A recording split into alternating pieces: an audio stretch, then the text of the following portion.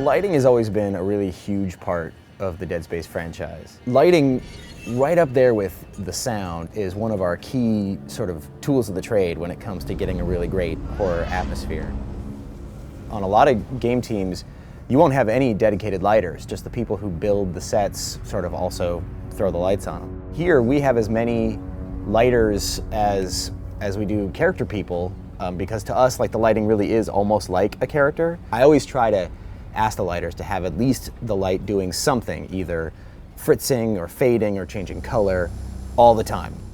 Dead Space is much more a world that needs some sort of unwrapping and exploring, and we try to use the lighting to be another character in the world that you're sort of negotiating with, and sometimes it's your friend and sometimes it's your enemy, and it is always changing and moving underneath you and alive, and something that you have to sort of contend with. Having worked on Dead Space 1, and we were pretty much, our environments were the ship, the Ishimura ship, and we didn't have a lot of variety.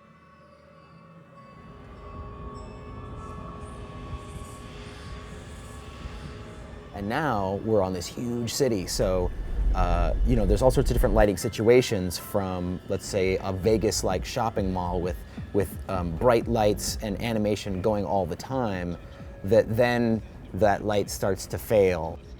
It's kind of different than what we're used to seeing in the traditional Dead Space, because it's brighter, and a lot of the spaces that we have are really dark. Depending on the space, there could be anything from like 10 lights to hundreds of lights.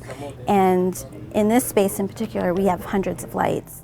The challenge here is having all the lights, but also keeping it creepy at the same time. So you can see it's kind of deserted, you don't know what's going on. Sort of telling a story and seeing, oh, okay, what's happened here? Why is there papers on the floor? So we sort of highlight those areas. Where the lights used to be all kind of going and panning and everything, now they're all sort of out, and it's just the long shadows from the light outside the window that have changed everything. The main character has a spotlight the whole time, and that really can dictate how the player sees things and what their experience is like.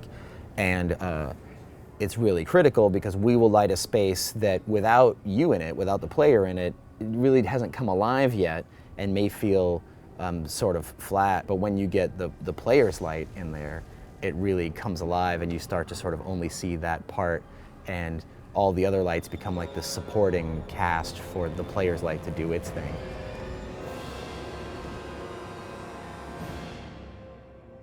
So we went back and looked at classical paintings, a lot of Rembrandt and a lot of the Dutch masters around that time, when they started to really get lighting in a tangible way, and those paintings were really about how the light came in, would illuminate a scene. And I think you can see a lot of that in sort of our strategy. A lot of times you see like stuff set on spaceships, right? Sci-fi stuff.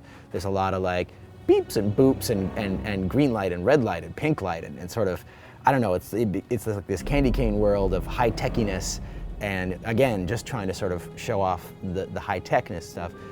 That can lead to sort of a fanciful, fantastical atmosphere, and that's not what we wanted at all, right? We want white and yellow lights that are sort of very realistic and conservative, that really lead to a grounded, believable atmosphere where bad things are really happening.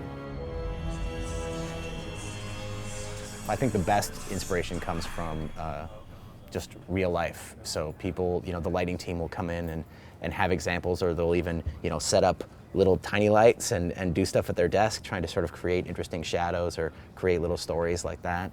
And yeah, we're always looking for inspiration.